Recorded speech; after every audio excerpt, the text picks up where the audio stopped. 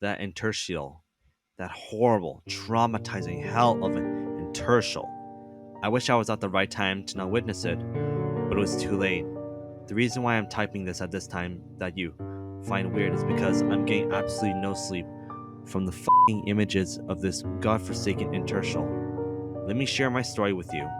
For any of you who remember watching Nick Jr. back from 1994 to 2004, many remember a certain animated host on there that would appear during advertisements named Face, who would materialize objects like an astronaut, a robot, a window, etc. And would also create a number of foily sound effects and voices. He would also change colors, feelings, and moods. When I was a little kid, I was always amused by him and his clever sense of humor. That was until Ungodly Abomination went commercial broadcast. You see, it was 2002, and my favorite channel used to be Nick Jr. Some of my favorite shows were on there were Dora the Explorer, Blue's Clues, and Maggie and the Ferocious Beast. As soon as an episode of Blue's Clues ended, I was excited to see more funny antics of Face, so I grabbed my VCR remote and pressed the record button, preparing for yet another one of Face's funny antics. After a few advertisements, Face came up on the screen introducing himself.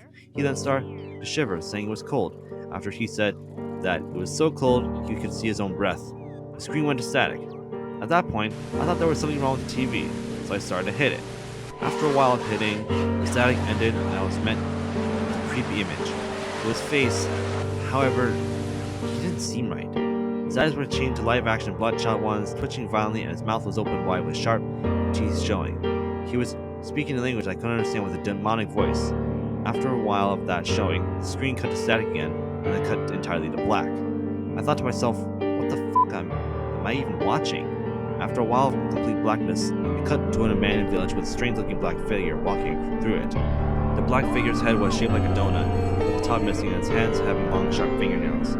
It then came across his face, got a nervous look on his face, and then the black figure started shaking face around. By the looks of things possessing it, it then showed. Oh my god. A demonic face. His color was dark red, his eyes were plain white, and his mouth was bleeding.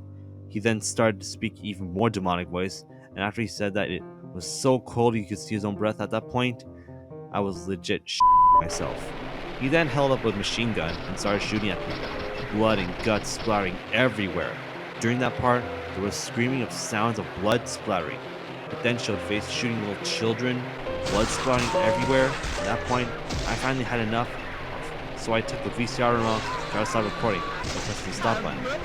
But it didn't work. I tried pressing it again and again, but it still wouldn't work. And then I tried by doing things like turning off the TV and unplugging the TV, etc.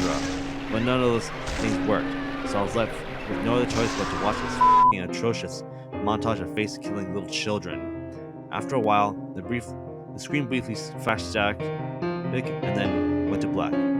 Just as I was about to change the channel, it cut to the front of the room of a house with two little children, a boy and a girl dead, with bullet holes all around them and a blood leaking out the holes.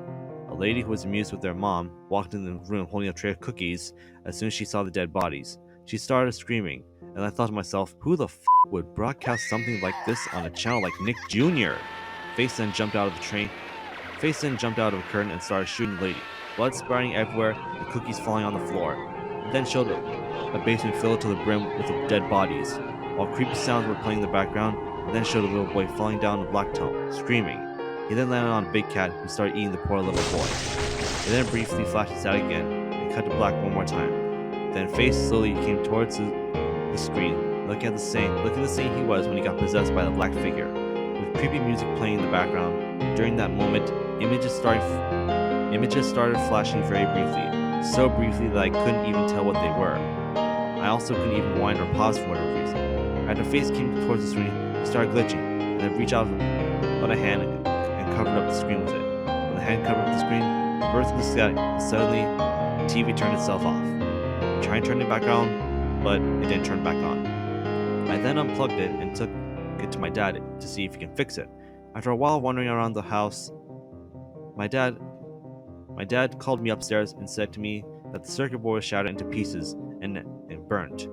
I saw it, and needless to say, I was upset. A few days later, we bought a new TV, However, I never watched Nick Jr. ever again. All because of that mother atrocity of Intentional. That intention was so ungodly vile after a few weeks, I started having nightmares, one of which was his face chasing me down a long hallway with a chainsaw, and I was screaming, "No!" over and over again. And I also started occasionally hearing voices and having false visions. After a few weeks after I started suffering those things, my parents took me to several psychologists. Who all of them said it was due to anxiety. That was bullshit to me. Since it had something to do with the interstitial, I don't know how it managed to be broadcast or anyone else except me saw it. But it had truly messed me up. I still have those dreadful images of dead children in my mind. With all those chaos going inside me, I can no longer take it. Now, if you excuse me, I'm going to grab a gun and shoot myself in the mouth. Goodbye, everyone. Rip, Liam Wellington, 1997-2018. Time of death, 1 a.m.